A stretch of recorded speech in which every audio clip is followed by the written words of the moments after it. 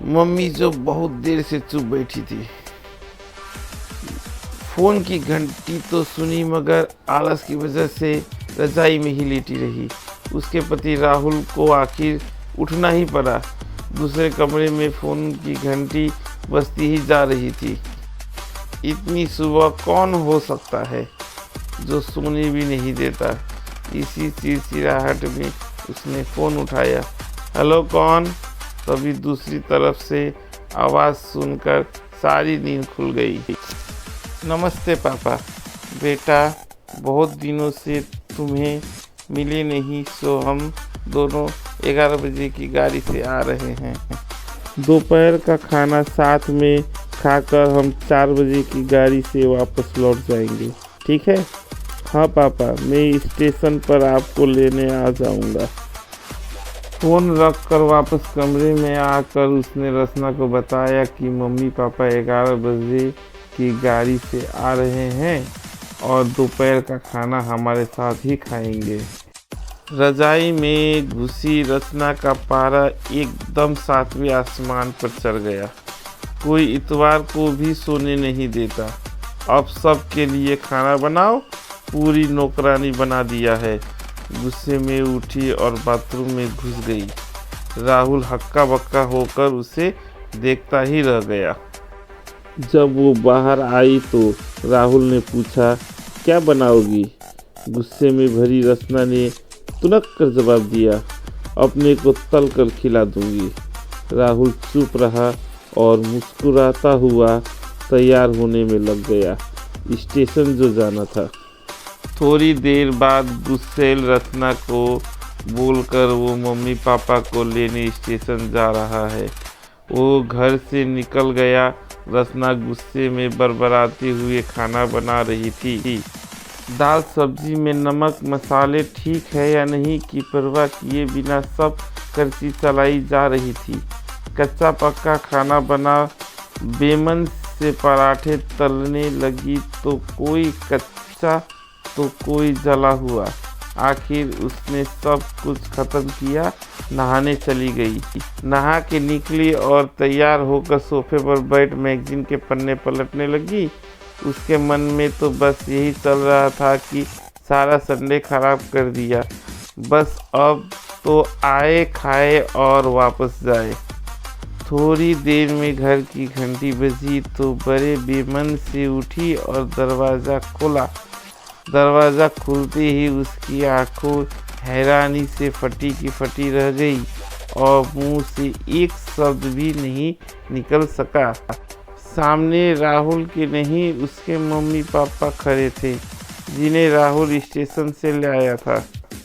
Mummy ने आगे बढ़कर उसे झिझोरा, अरे क्या हुआ? इतनी हैरान परेशान क्यों लग रही है? क्या राहुल ने बताया नहीं कि हम आ रहे हैं? जैसे मानो रचना की नींद टूटी हो। नहीं मम्मी, उन्होंने तो बताया था, पर चलो आप अंदर तो आओ। राहुल तो अपनी मुस्कुराहट रोक नहीं पा रहा था। कुछ देर इधर उधर की बातें करने में बीत गया। थोड़ी देर बाद पापा ने कहा, रचना गप्पे ही मारती रहोगी या कुछ खिलाओगी भी? यह सुनकर रचना को मानो साफ सूंघ गया हो। क्या करती, बेचारी को अपने हाथे ही से बनाए अधपके और जले हुए खाने को ही परोसना पड़ा। मम्मी पापा खाना तो खा रहे थे मगर उनकी आंखों में एक प्रश्न था जिसका वो जवाब ढूंढ रहे थे। आखिर इतना स्वादिष्ट खाना बनाने वाली उसकी बेटी आज उन्हें कैसा खाना खिला रही है। रचना बस मुंह नीचे किए बैठी खाना खा रही थी। मम्मी पापा से आंखें मिलाने की उसकी हिम्मत नहीं हो पा रही थी। खाना ख़त्म कर बस डाइनिंग रूम में आ बैठे। राहुल कुछ काम है, अभी आता हूँ कहकर थोड़ी देर के लिए बाहर निकल गया। राहुल के जाते ही मम्मी, जो बहुत देर से चुप बैठी थी, बोल पड़ी, क्या राहुल ने बताया नहीं था कि हम आ रहे हैं? तो अचानक रचना के मुंह से निकल गया, उसने सिर्फ यही कहा था कि मम्मी पापा लंच पर आ रहे हैं। मैं समझी उसके मम्मी पापा आ रहे हैं। फिर क्या था? रचना की मम्मी को समझते देर नहीं लगी कि ये मामला है। बहुत दुखी मन से उन्होंने रचना को समझाया, बेटी, हम हो या उसके मम्मी पापा, तुम्हें तो बराबर का सम्मान करना चाहिए। मम्मी पापा क्या, कोई भी घर आए तो खुशी खुशी अपनी हैसियत के मुताबिक उसकी सेवा करें। बेटी, जितना किसी को सम्मान देगी उतना तुम्हें ही प्यार और इज्जत मिलेगी।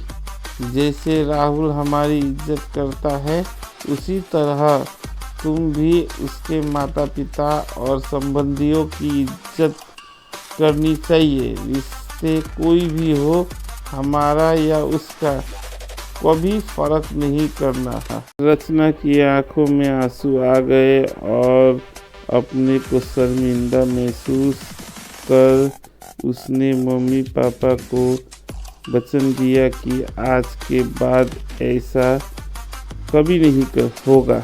आप लोगों को मेरी ये छोटी सी कहानी कैसी लगी? अगर आप लोगों को अच्छी लगी हो तो कमेंट बॉक्स में ज़रूर बताएं और फटाफट मेरे चैनल को सब्सक्राइब करें और बेल आइकन को दबा दें। थैंक यू, धन्यवाद।